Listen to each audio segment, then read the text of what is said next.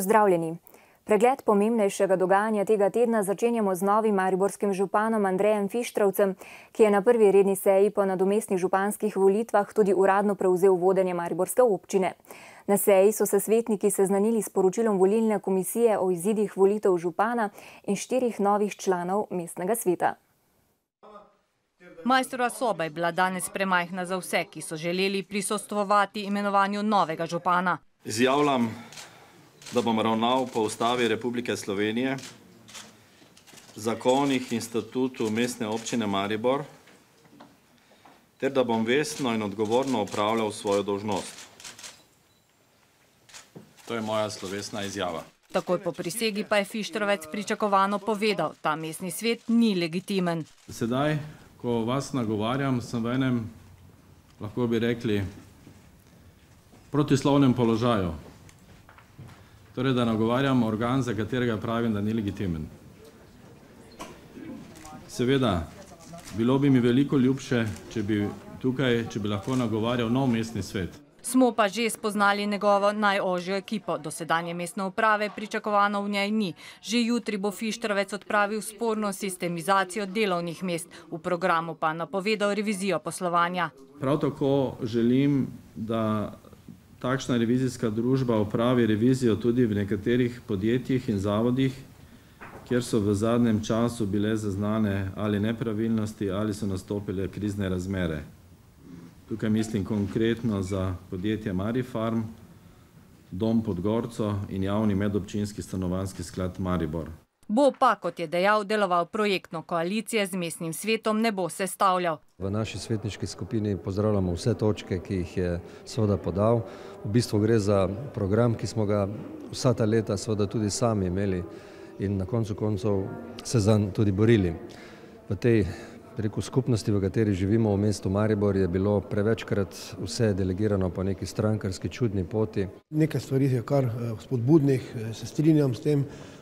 Zagotovo so pa tudi neke stvari, ki pa seveda tudi zakonsko ne bodo tako lahke oziroma ne bo tako mogoče to narediti. Izzivov, ki jih je naštel kar dosti, nas skrbi to, da v okviru svoje ekipe ni bolj konkretno obdela področja razvoja, ki mislim, da je ključna tema Maribora. Sicer pa bo Fištravec ustanovil tudi vstajniški sosvet, s katerim se bo sestajal enkrat mesečno. Vsi, ki so v njegovi ožji ekipi, pa bodo morali podpisati zavezo, da ne bodo delovali koruptivno.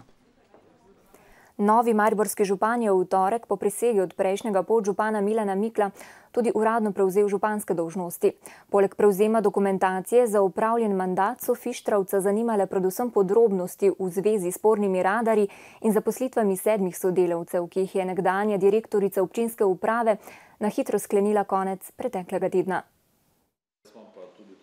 Za polovico mize stara, za drugo polovico nova ekipa županovega kabineta. Prva je odgovarjala, druga bolj kot ne spraševala. Med prioritetami pa odgovori o spornih radarjih, saj je podjetje Iskra Sistemi že odstopilo od pogodbe, roki za dogovor pa se iztekajo. Nekdanji pravni zastopnik predlaga tožbo, novi meni, ta ni potrebna. Ker bo tožbo o ničnosti pogodbe tako ali tako sprožilo javno pravobranilstvo skupaj z protikorupcijsko komisijo, tako da bomo po pregledu dokumentacije, ko začeno tekom dneva, bomo dobili celotno dokumentacijo. Še danes pa želi župan priti do dna petkovim hitrim zaposlitvam kar 7 uslužbencev. Namreč kadrovska služba pri tem ni sodelovala in zdaj skušamo ugotoviti, kdo je sodeloval pri teh izdaji teh pogodb o delu.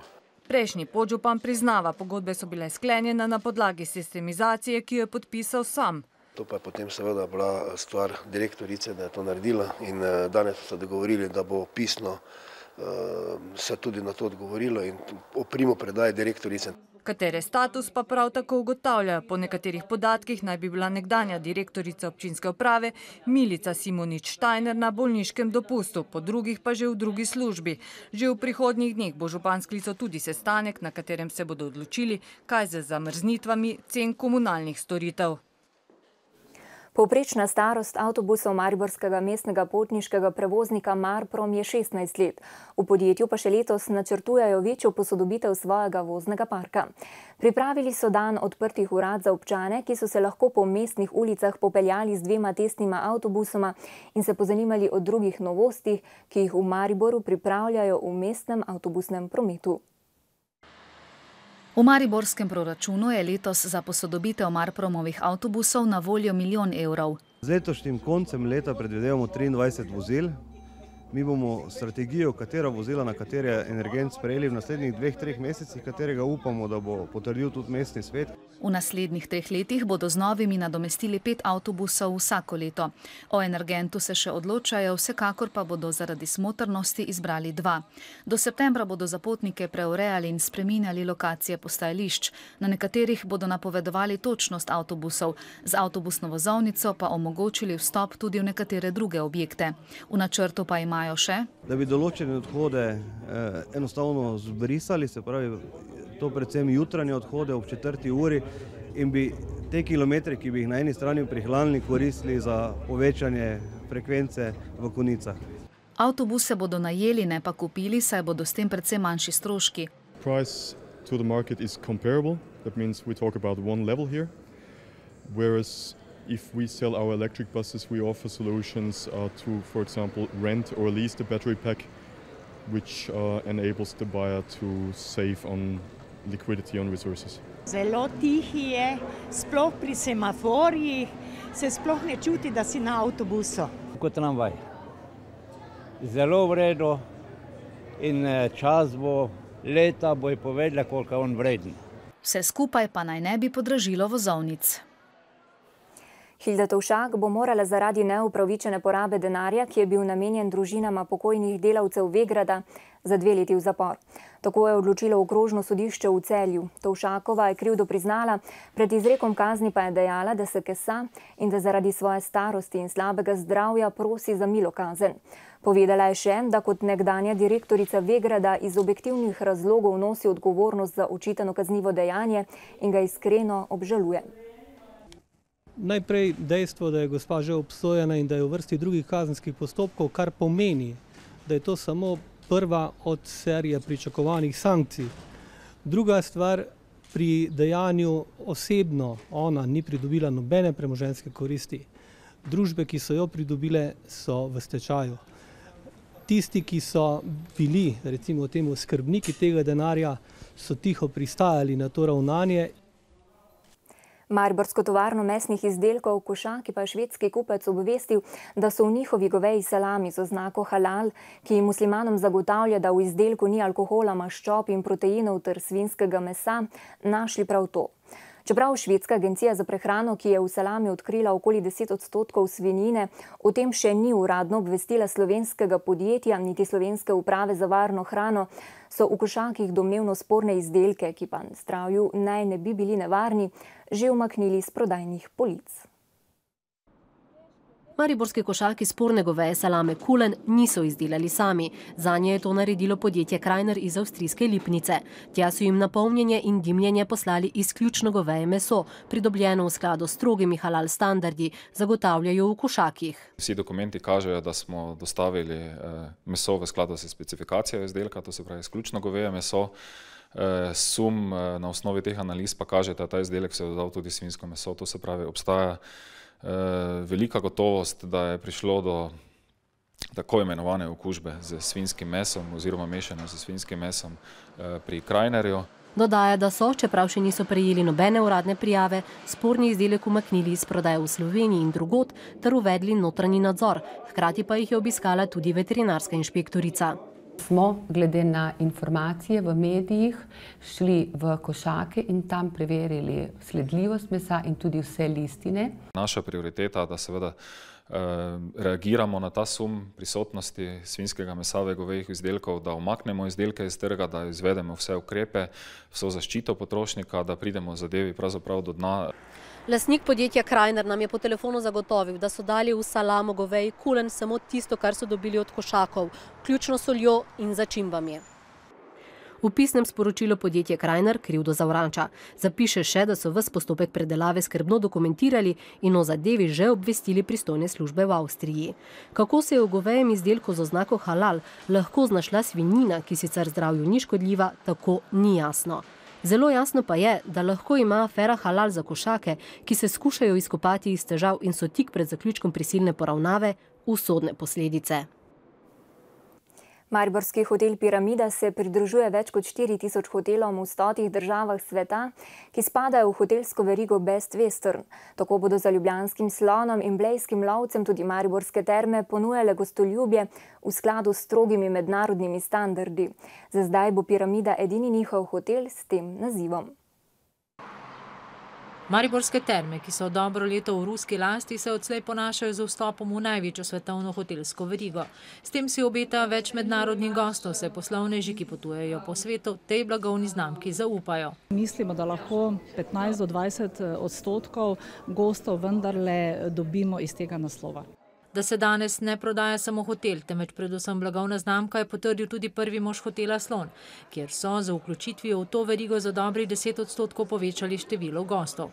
Pomembna prednost je tudi vključitev v centralni rezervacijski sistem Best Western, kar prinaša možnosti boljšega trženja. Hkrati pa jih predstavniki verige enkrat letno tudi preverijo. It's not only the hardware, it's also software, skills of the employee, if they speak English, German, if they have really this personal attitude to take care about our customers. Odslej bodo gostom zagotavljali standard, kakršnega so vajeni tudi v drugih državah. V termah pa zagotavljajo, da višji standard ne pomeni tudi višjih cen. Ne samo 4-zvezdični standard v Sloveniji, ampak smo ta standard nadgradili in dopolnili za standardi, ki veljajo na mednarodni ravni. S tem pa ne pridobivajo samo terme, ki imajo v lasti največ nočitvenih zmogljivosti v štajerski prestolnici, pač pa na širši zemljevid postavljajo tudi Maribor. Je to ena plus točka ravno za ta nadstandard turistov, ki nekako želijo butični turizem v Mariboru in ne tisto masovno sliko, kot je bila morda vidna v lanskem letu. Lansko leto je bil obisk Maribora rekorden, saj so na zavodu beležili več kot 350 000 turistov in tako kot edino slovensko mesto beležili porast gostov za več kot 10%. Mariborsko študentsko društvo Erasmus Student Network je te dni gostitelj letne generalne skupščine, ki je največji in najpomembnejši mednarodni dogodek te organizacije. Udeležuje se ga 600 mladih iz vse Evrope. Konferenco so popestrili številni spremljevalni programi, za tiste, ki želijo oditi v tujino, pa ne vedo, kako, in tiste, ki jih skrbi kariera, so pod geslom Zbudi se, najdi se, aktiviraj se, pripravili Jungle Day oziroma dan priložnosti, v okviru katerega je potekal Unisejem, največji tovrstni sejem v Evropi. Na njem se je predstavilo več kot 400 univerz iz 36 evropskih držav. Our vision is the enrichment of society through international students. This is what we work on every day, and this is what we believe in. We help students with all the big and small needs when they arrive, enrich their stay with social activities and facilitate their integration into the local society. Our annual meeting will give our most motivated and engaged members the possibility to share best practices and decide on the future of our network. Več kot 40 milijonov evrov vredna gradnja Mariborske medicinske fakultete, ki je skoraj desetletje burila duhove, se bliža koncu. Izvajalci že nameščajo pohištvo in opremo. To jesen bo tako po 9 letih selitev in prostorskih stisk okoli 700 študentov predavanja začelo na več kot 14 000 kvadratnih metrov velikih površinah. Danes razkošna zelena lepotica, a spomnimo na Trnovo pot, ko je več let na gradnjo spominjala le zaščitna ograja in vedno višja trava. Zapletalo se je pri pripravi dokumentacije, pri izbiri gradbenega podjetja, posle so prečesali tudi kriminalisti, nato pa se je junija leta 2011 vendarle začelo. Nič ni bilo lahko, kajti od vseh tistih, ki so želeli to stavbo graditi, je z ekonomskega stališča samo še aktivna firma Begrad. Vse ostale firme so praktično v stečaju ali pa v prisilni poravnavi. In dekan še poudari, da bodo končali v roku in brez dodatnih aneksov. Mi smo, glede na to, da smo izbrali drugega cenejšega izvajalca, smo za razliko od tega denarja, torej skoraj 4 milijone evrov, nakupili opreme. Sprehodimo se po gradbišču, kjer potekajo zaključna dela, nekoliko več zamude in povzroča le še gradnja tunela, ki bo fakulteto povezala z univerzitetnim kliničnim centrom. Ker nismo vedeli, kaj se dejansko nahaja v zemlji, kakšne bodo te dinamične obremenitve prometa. Z rastjo fakultete pa se razvija tudi raziskovalno delo predavateljev, ki se lahko pohvalijo z objavami raziskav v najeminentnejših visoko rangiranih strokovnih revijah. Gre za objavo v reviji Nature, Potem naslednja 2 sta objavila v reviji Lancet in najvišji dosežek je bilo pa gotovo, da objava v reviji New England Medical Journal. A tu se načrti dekana še ne končajo. Želi si, da bi pridobili še nov program klinične farmacije. Potem, ko je skupina kitajskih dijakov oktobra lani obiskala slovenske vrstnike na drugi gimnaziji v Mariboru, so jim ti zdaj vrnili obisk. 12 dni so bili v 2-milijonskem mestu Nantok. Zasluge za izmenjavo dijakov, ki je v Sloveniji še redka, gredo Konfukcijskemu inštitutu in ravnateljema obeh šol. Izjemna gostoljubnost in pozornost ter delavnost so vtise po obisku kitajskega mesta Nantong strnili dijaki druge gimnazije. Navdušen sem bil nad njihovo gostoljubnostjo. Tudi nad hrano? Ja, tudi nad hrano, čeprav se je bilo kar težko navaditi na hrano. No. A kljub temu med Evropo in Kitajsko obstajajo razlike. Za nas je centralna kurjava samoumevna, tam je ne poznajo. Tudi vode iz pip ne pijejo. Voda iz pipe ni pitna, tako da moraš iskati vodo v plastenki in potem tudi, ne vem, naprimer jabolka se umivajo z vodo v plastenki. Vsa voda je prekuhana, tudi zelenjavo se kuha, večinoma ne dobiš surove oziroma nekuhane zelenjave. Živeli so pri kitajskih vrstnikih doma in se skupaj z njimi udeleževali učnih ur pri posameznih predmetih na tamkajšnji gimnaziji, ki obiskuje kar 2600 dijakov. Nepredstavljivo zanje je bilo, da je v razredu, kjer poučuje en učitelj, kar 50 učencev in disciplina. V razredu s 50 dijaki ne moreš kaj veliko narediti, če bi bil hrup in če bi se vsak pogovarjal z sosedom, tako da je pač zelo logično, da so vsi zelo mirni. Ker bo na univerzo sprejeta samo tretjina vseh dijakov na kitajski gimnaziji, se učijo dan in noč, kar je celo za mlade, bistre in ambiciozne dijake druge gimnazije pretiravanje. Učila se je doma, takoj ob 7, pol 7 je prišla domov, smo imeli večerjo, nato pa je šla delati domačo nalogo. In je konstantno delala domačo nalogo, recimo tako po 4 strani za vsak predmet, ki ga je dnevno imela. V enih ali pa pol 2 zjutraj, 2 je hodila spat. Tudi učitelji so v službi od 8 zjutraj do 5 ure popoldne. Če bi mene vprašal, če bi jaz bil za to, da so učili cel dan na drugi gimnaziji od 8 do 4 v šoli, bi rekel ne. Zato, ker je pri nas skupaj nekaj stvari, ki se odvijajo ob sobotah, popoldne, zvečer in je enostavno neizvedljivo, da bi učitelji bili do 4 v šoli, ker potem bi bil neko tisto dodatno ustvarjalnost, ki je pač šola ima.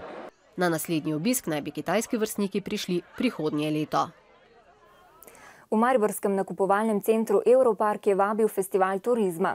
Na stojnicah so se predstavila turistična društva in drugi s turizmom povezani ponudniki iz Maribora in okolice.